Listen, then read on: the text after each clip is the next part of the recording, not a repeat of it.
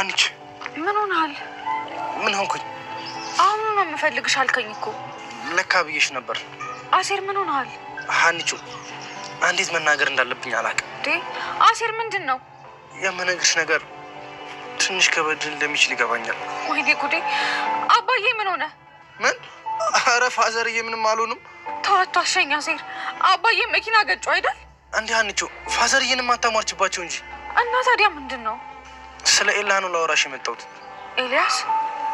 ኤልያስ ደግሞ ምን ሆነ? ኤላ ትንሽ ጥሩ ሁኔታ ላይ አይደለም። እሱንም አውቃለሁ። ማለቴ ትንሽ አመም አድርጎታል። እንዴት? ያው መታመም አለ አይደል? ወይኔ ጉዴ! እና ሐኪም ቤት አልወሰዳችሁትም? ህመሙ ሐኪም ቤት የሚወሰድ አይነት አይደለም። አሴር ኤልያስ ምን ሆኗል? አሞታል እያልኩሽ ሀኒቹ። እና ያለበት ሰደኝና ያዋለሁ። እሺ ነገሩ እንዳሰብሽው አይደለም። ምን ሆነሃል አሴር? ኤልያስ ራሱን አይደለም። እንዴት? ኤልያስ አብዷል። አብዷል ማለት? ኤልያስ ሌላ ሰው ነው። እኛን ራ ፈልግ የሚጠቅመውን ያጣል። ፋየው ድንብላል አብራኝ ባትሆን እንኳን ቢያንስ ተቀይማኝ ባንለያይ ደስ ይለኝ ነበር። እንግዲህ እንዳየዋት ከሆነ መቼም ከውጭ ሳያት የዋህ ልጅ ትመስለኛለች። ይቅርታ መጠየቅ ነው እንግዲህ መፍትሄው። አይመስለኝም ፋየው፣ በጣም ጠልተኛለች። ይኸውልህ ልጄ፣ ፍቅር ማለት ያለምንም ጸብ ዝም ብሎ መኖር ብቻ ሳይሆን እንደ አጋጣሚ ጸብም ችግርም ቢፈጠር ይቅር እየተባባሉ መኖር ማለት ነው ፍቅር ማለት። ገባህ አይደለም? እኔ እንጃ ብቻ ፋየው፣ ይሄ ልጅ ግን የሚመጣ አይመስለኝም። እኛ እንሂድ በቃ። አዎ እባክህ በቃ ብንሄድ ነው የሚሻል። እንቁስሽ ቁስ ይጎስቁሳል።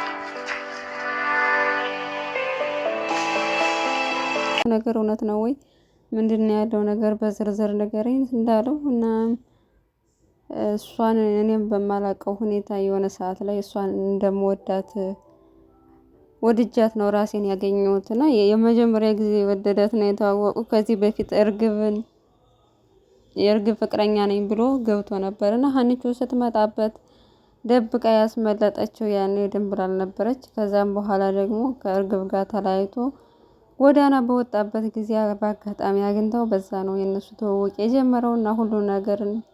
እርግብ ከአሜሪካ ማንም ሰው ያለ እኔ ምንም ወደድ ነገር የለኝም፣ ግን ምንም ነገር ሳይኖረኝ የወደደችኝ እሷ ናት። እርግብ እንኳን ከአሜሪካ መጣው ስላልኳት ነው የወደደችኝ። ድንብላል ግን እንኳን አይደለም ሰው የሚወደኝ ራሴን እንኳን በምጠላበት ሰዓት ነው የደረስነው። በጣም ጥሩ ናት ብሏለኝ እና አጣብቂኝ ውስጥ ገብቷል።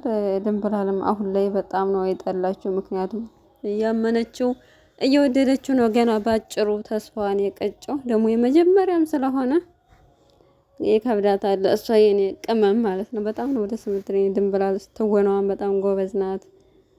ብዙ ነገሯ በጣም ጎበዝ ናት። ቅመም ያለች ልጅ ናትና ቀራችበት። በሌላ በኩል ድርቅ እያለችው ወይዘሮ ሜላት ሀኒቾ ለማግባባት እየሞከረች ነው። እንግዲህ ይህን ጉዳይ ብታዩና በቃ ነገሮች ራሳቸው ቢስተካከሉ አንቺ ቤተሰቦችሽ ላይ ትኩረት ታረጊ እያለቻት ነበርና ከዚህ በፊት ያው ከአያቷም ጋር ስለተጣላች ድጋሚ እንዳትጣይ ብላ ነበር እየመከረቻት የነበረ። ነገር ግን ማንንም አልሰማም እኔ በአቋሜ ጸንቻለሁ ብላለች ማለት ነው የወይዘሮ ሜላት ካራክተር። እና በቃ የወይዘሮ ካራክተር በጣም የሚያስጠላ የደረቅ ሴት አይነት ጸባይ ነው ያላት። ምክንያቱም በቃ እኔ ያልኩት ብቻ ነው ትክክል፣ ማንንም አሰማ፣ ወለ ልጆቿን አሰማ፣ እናቷን አሰማ፣ ቤተሰቦቿን አሰማ። እና እንዴት ነው ሰው አንድ ሰው እንኳን ስህተት ነው ቢባል አንድ ሰው አልሰማ ቢል እንኳን እሺ፣ እናቷን፣ ባሏንም፣ ልጆቿን ሁሉም ነገር እኔ አውቃለሁ ስለምትል ከማንም ጋር አትግባባም። ከልጅቷ ጋር ተጣለች፣ ከባልየዋ ጋር ተጣለች፣ ከእናትየዋ ጋር ተጣለች።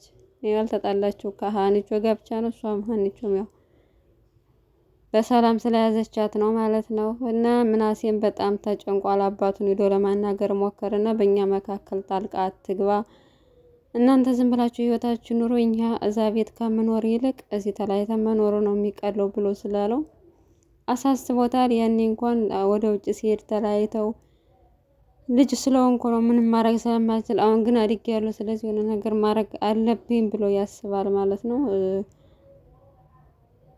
መስፍንም በአቋሙ ጸንቷል። ድጋሚ አልመለስም ብሏል ወደ ቤት ማለት ነው። በዚህ ምክንያት ሰላሚና ጋር ለመነጋገር ሞከሩና አባዬ እና እማዬ እንደምታውቃቸው ነው ስለተናደደ ነው አሁን ተመልሶ ይመጣል ብትለው እሱ ግን ቆርጦለታል ብሏል። እናም የወንድሟ ጉዳይ ስላስጨነቃት ሰላሚና ድጋሚ ሄዳ አባቷን ለማናገር ወስናለች። ምክንያቱም ምናሴ በሽተኛ ስለሆነ ተደጋጋሚ ሲጨነቅና ሲያስብ በሽታው ይናሳበታል። ስለዚህ ነገር መፍትሄ ማግኘት አለበት ብላ ስላሰበች ማለት ነው። ታምቹ እና ያሲርን ቦታ ቀይረው እየጠጡ እያለ የወይዘሮ ሜላት ባል እሱም ተጨንቆ እየጠጣ አንድ አጋጣሚ ያገኙትና ይሄ ያን አባት አይደለም እንዴ ምናምን ተባብለው ኤዶ አብረው ተቀመጡና የሚጠጣ ነገር አዘዘላቸው። እንኳን እነሱ የሚከፍልላቸው አግኝተው እንደውም መጠጣት ይወዳሉ። በቃ ጠጣ ቢሉት እሱ መጠጥ አልፈልግም አልወድም አላቸው። እነሱ ግን እየጠጡ እየተጫወቱ ነበር እና በመሀል ጠየቀው ለምንድን ነው የተጨነቅ ትመስላለህ ብሎ ጠየቀው። እናም ግን ያው መናገር አልፈልግም የቤተሰብ ጉዳይ ስለሆነ ማለት ነው።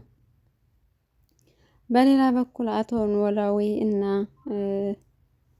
ፋኖሴ ሊጋቡ ነው። ነገር ግን አባባ ኖላዊ የሀኒቾ ጉዳይ እያሳሰበው ስለሆነ አሁን መጋባት አንችልም ትንሽ እንቆይ እያላት ነው። ምክንያቱም እኔ አንቺን ካገባው ሀኒቾ ጭንቀቷን እየመጣች የምታወራው ለእኔ ስለሆነ አንቺን ሳገባ ደግሞ መምጣት ስለምትፈራ ስለምታፈር አትመጣም። ስለዚህ አሁን ላይ የእሷን ችግር መፍታት አለብኝ ብሏታል። እሷ ደግሞ ማግባት ትፈልጋለች። ስለዚህ እኔ እንዴት ነው እሷን ማሸማቀቃት? እኔ ለእሷ አልመቻትም ወይ ምናምን ብላ ፋኖሴም ጠየቀች። ነገር ግን ችግር የለውም በቃ አንተ እንደተመቸ በምትፈልግ ሰዓት አብረን እንሆናለን ብላ አሰበች ማለት ነው። አባባ ኖላዊ የሀኒቾ ጭንቀትና ችግር ደግሞ አያልቅም። በቃ በሁሉም ነገር ራሷን ተጠያቂ ስለምታደርግ እያንዳንዷን ነገር ወደ ራሷ ስለምታዞረው መፍትሄ ከመፈለግ ይልቅ መጨነቅ ሲጨንቃት አባባ ኖላዊ ጋር ትመጣለች።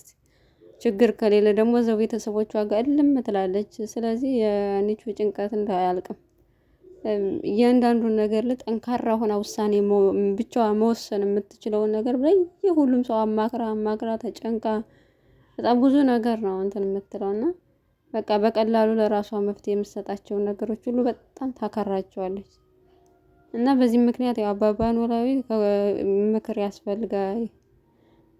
ምክራቸውን ይለግሷታል። በዚህ ምክንያት ነው ከፋኖሴ ጋር የሚጋቡበትና አብረው የሚሆኑበትን ጊዜ ያዘገዩት ማለት ነው። እና ድንብላልም እያስታወሰች ነበር ከዚህ በፊት አብረው የነበሩበትን ጊዜያቱ እያስታወሰች እያለቀሰች ነበር ቁጭ ብላ ማለት ነው።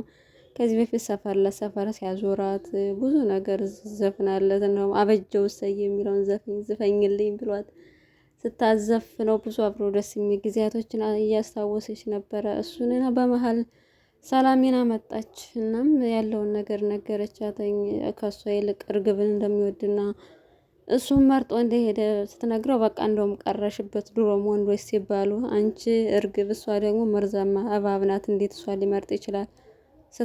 ስትነድፈው አንድ ቀን ተመልሶ ይመጣል። ስለዚህ አንቺ ተረጋግተሽ ራስሽን ጠብቂ ብላታለች። እሷ ድንብላል ደግሞ ያው እድሌ ነው እያለች በእድሏ እያማረረች ትገኛለች።